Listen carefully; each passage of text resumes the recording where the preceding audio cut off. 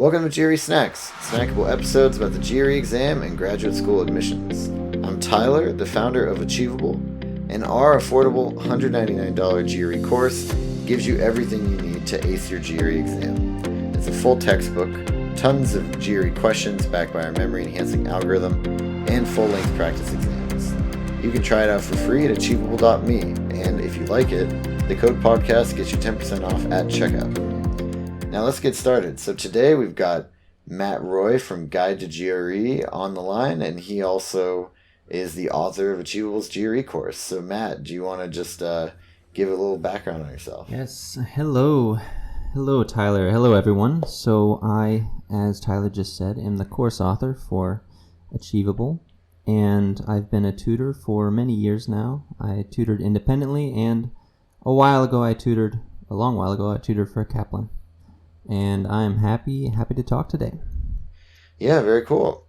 So today's topic is one that actually I'm really curious to get your perspective on, because we've had a couple other guests on the show that also like to talk about this one, which is what do you do when you come across a question? Particularly, I mean, this typically happens on the Quant, but either on the Quant or the verbal, where you just don't know how to answer it. You should stand up and walk out. No, I'm just kidding. I'm not getting a 170. Yeah. This is over. Oh, yeah, that's sad. Yeah. Okay. Anyway, I definitely have tips for both, actually, for some verbal and some Quant question types. So that's a important point I want to make. For each question type, there's kind of a different way you should be thinking about guessing, actually. Mm-hmm. And the first tip is to guess. It doesn't hurt to guess. I mean, it also doesn't hurt to skip as long as you come back and guess later. Yes, definitely. So, I would even say you need to guess and then skip. Guess, flag it, and then skip, because you do not want to be finishing a set, or you don't want to be running out of time and realize there is a random question, like question 7 out of 20, that you need to click backspace 100 times for, or to go find. Mm-hmm. You don't want that in the back of your head. So guess and then move on and go back later, just in case. Just make sure you flag it. Yeah. Cool. That's a good tip. Yeah. Okay. So guess, obviously, is the first tip, but there's a different way to guess for each question type. Okay. Could you explain? Yeah. So we could talk about sentence equivalents first. Sentence equivalence questions are the ones with a sentence and a blank, and you choose between 6 words. To go into the blank, you only choose a pair of words, actually, out of the 6 that go into the blank, and they must give the same meaning to the sentence. In essence, they have to be synonyms. Mm-hmm. So what I want to say here is what not to guess. Never guess 2 words that have different meaning. So many people here, they may actually think to themselves that, these 2 different words that have a different meaning, they kind of make sense in the sentence alone, each. But if they don't give the sentence the same meaning, you're just choosing a wrong answer and you know it. So don't do that. So you need to pick the answer choice that makes the most sense for the sentence, and then look through the rest. If you know the meanings of the other words and they aren't synonyms to the correct answer choice, then you need to look at the ones you don't know, and you need to guess the one that you don't know. Mm-hmm. So basically you're guaranteeing yourself to be wrong if you choose things that you know are not of equal meaning or similar meaning. Right, and similar meaning in the context. Moving on to Quant comparison. Mm-hmm. I generally tell people when they do not know what to do and they really feel like they need to guess for Quant comparison, and they don't want to waste too much time, you should guess the answer D. And there's a specific reason for this. It's not because D occurs D, more. by the way, for the listeners, D is which answer? Yeah, it's the one where you cannot tell the relationship between quantity A and quantity B. Okay. It basically means it's impossible to know if quantity A or quantity B is greater or if they're equal.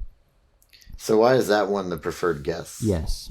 Not because it's definitely not because it occurs more than the others. Okay, I'm not going to make that claim.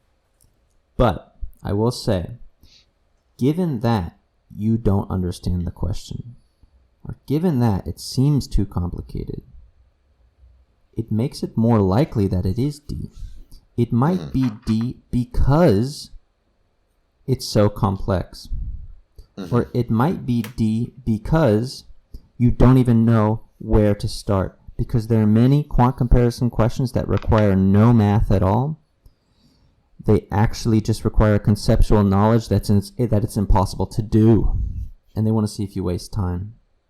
So that's why I would say D is a good guess.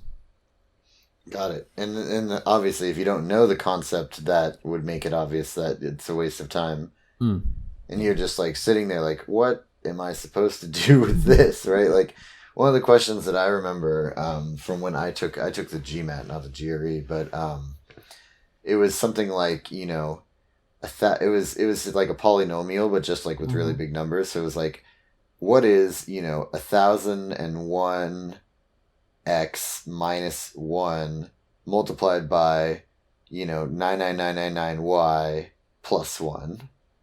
Right? And it's like, if you know how to do that, it's really fast, and if you don't, you don't. Yeah. Right? So that's where that stuff kind of comes up. Yeah, that's where the course is useful. So, yeah. That's foiling, by the way. Yeah. Yeah, exactly. Foil. Good times. Yeah. But I have a couple other points I wanted to make for other question types. Yeah, definitely. If you don't know what to do, if you can't answer the question, you should use the answers. Well, sorry, I should say this is for multiple choice questions. Use the answers as a clue as to how to get to the answer. For example, some questions involve, you know, lots of multiplication and division and many numbers that are to some exponent.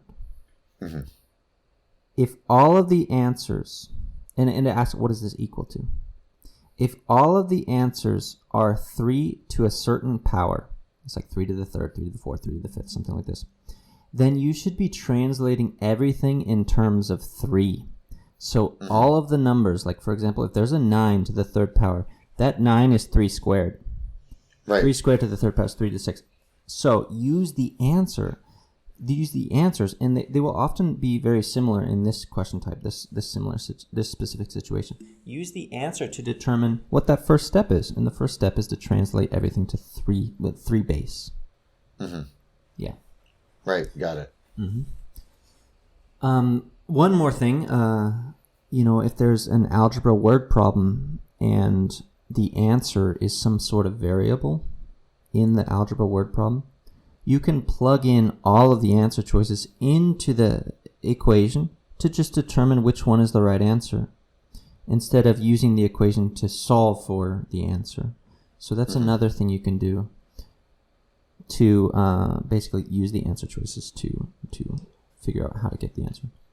Right. And then, I mean, this is kind of a different topic, but when you're guessing things, it might always, you know, especially if it's like a quantitative comparison with variables or things like that, it oftentimes can at least rule out a wrong answer or two if you plug in some numbers that are kind of like the basic like numbers where things break or don't break, right? So like 0, 1, 2, -1, -2. Fractions. Like, you know, things like that. If they allow fractions. you. Yeah. Yep. For sure. Yeah. And I had just one more point, and that is, if you decide that you're going to guess, be fast.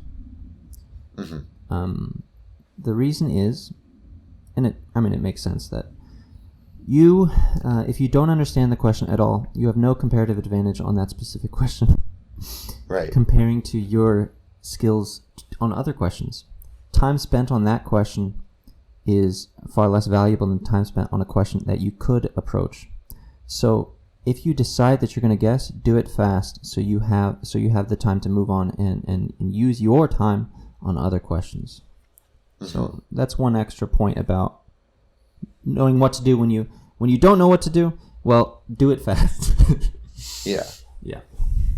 Got it. Don't waste. I mean, if you're already let's say a 1 out of 5 or 1 out of 4 chance of success anyway, the best thing you can do is make sure you have more time for the questions that you have a much higher chance of success on. Yeah.